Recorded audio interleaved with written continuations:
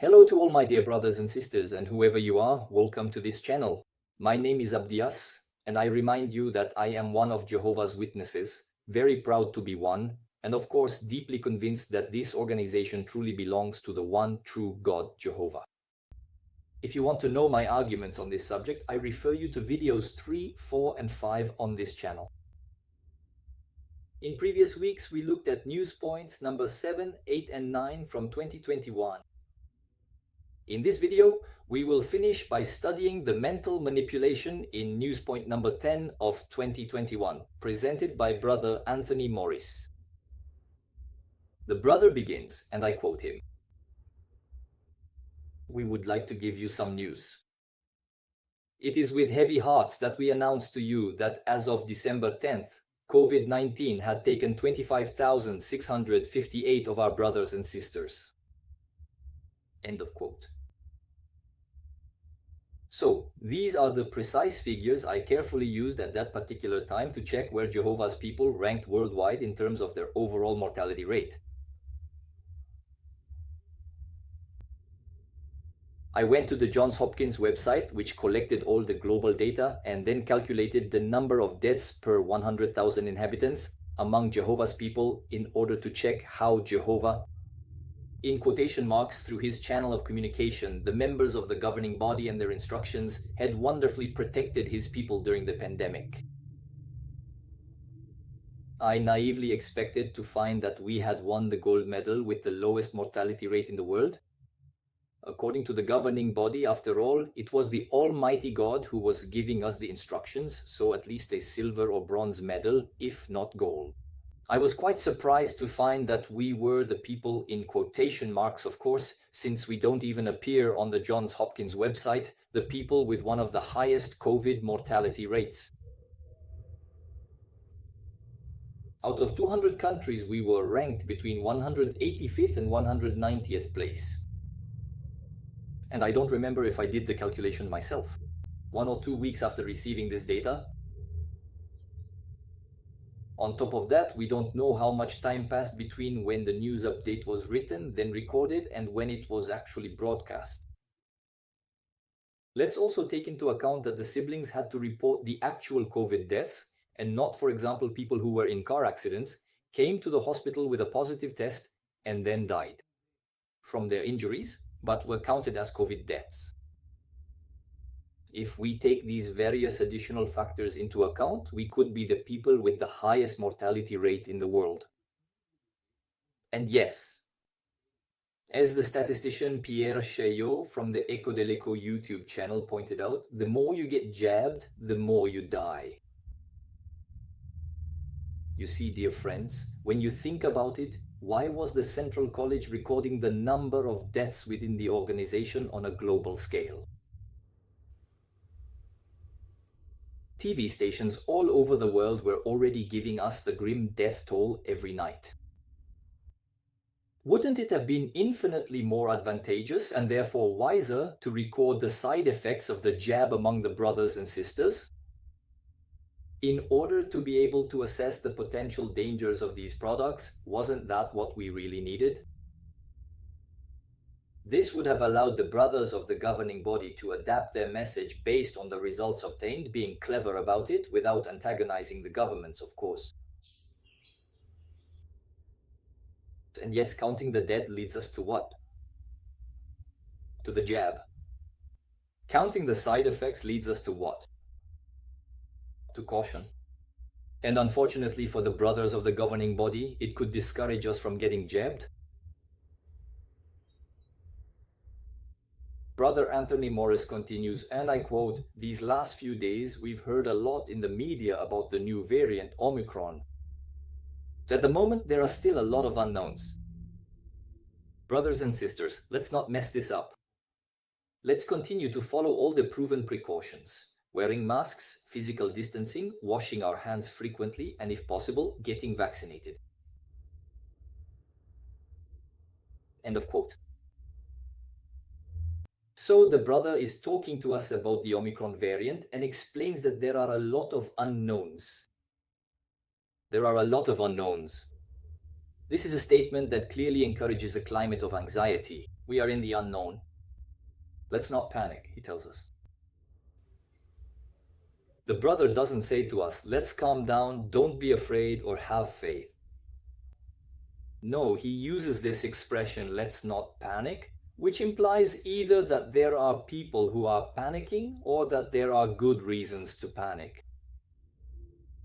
And that's what's brilliant about it. He uses an expression that at first glance seems like he's trying to reassure us, but in reality, in our subconscious, it has exactly the opposite effect. Before listening to his speech, we might have been calm and at ease, but now we're considering the possibility that we might actually have good reasons to panic. I actually think we're dealing with a very, very high level of mental manipulation here. The watchtower knew exactly what it was doing. Then the brother explains to us that we need to apply all the precautions that have proven effective. But what proof is he talking about? Some countries took measures that were very different from the ones they're mentioning to us. And what was the result?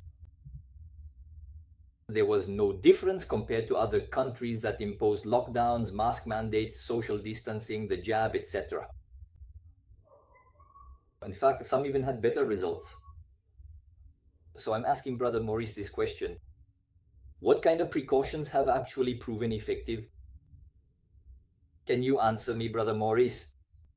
Or are you just reading off some stupid teleprompter that others wrote for you? Your answer? Brother Maurice, where is the evidence you're talking about? We're waiting. The brother continues. In news update number 7 of 2021, Brother Lodge said that more than 80% of the international Bethel family was vaccinated. We are happy to inform you that today, more than 99% of the Bethel family is vaccinated.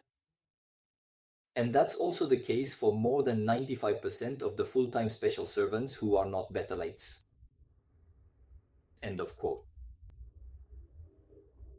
I think we all understood that it was a great moment of joy for the members of the governing body to see that the number of vaccinated Bethelites had increased by 19% to reach 99%. We are happy to inform you, Brother Maurice tells us. So there are 3 possibilities. The first, the 19% of Bethelites who were missing spontaneously decided to get vaccinated. Second possibility, the 19% of Bethelites who were missing gave in to pressure and insults and got vaccinated. When I talk about insults, I am obviously referring to the talks and comments that we heard in thousands of congregations explaining that brothers and sisters who didn't get vaccinated were disobedient, rebellious, didn't trust Jehovah, didn't trust the governing body, and so on. And the third possibility, the 19% of Bethelites who were missing left Bethel. To make it clear, I have 1,000 employees in my company and only one agrees with me. I fire the other 999 and I end up with 100% of the staff agreeing with me.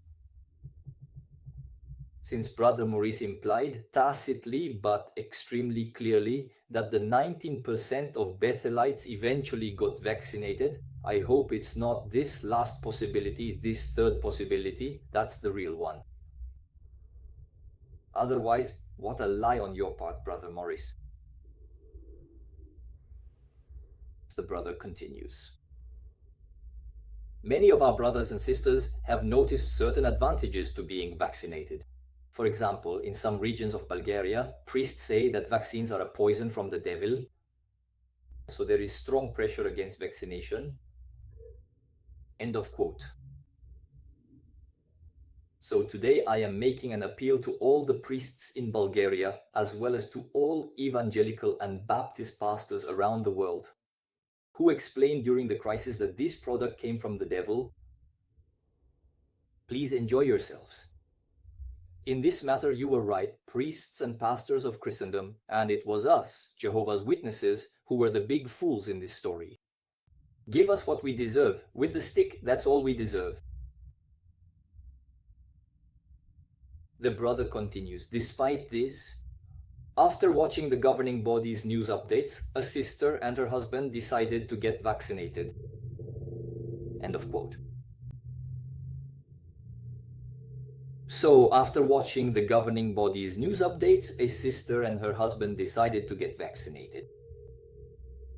Well, that's great, because in this statement, we have further proof that the various news updates were indeed meant to push us to get the shot. The brother continues to tell this interesting story. I quote, "Later, the sister's supervisor called her to say that in order to comply with government regulations, she would no longer be able to come to work unless she was vaccinated. This lady was very surprised to learn that the sister was already vaccinated. In fact, she was even the only employee who was vaccinated. All the others had to be let go. The head of the department asked the sister if she might have any vaccinated friends who could replace those who had been let go. That very evening, almost all the positions were filled.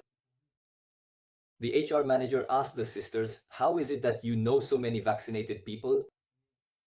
The sisters were able to give an excellent testimony.